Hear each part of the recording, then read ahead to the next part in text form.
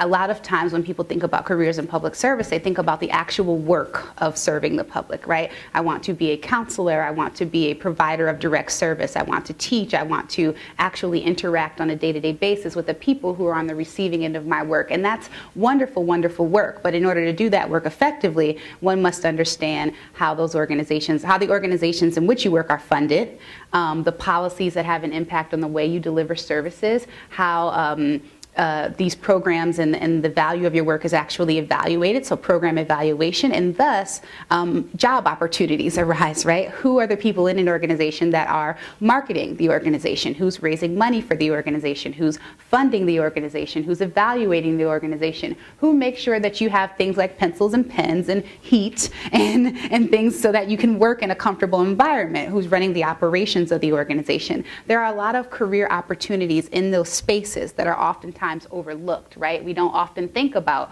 who's responsible for keeping the lights on here.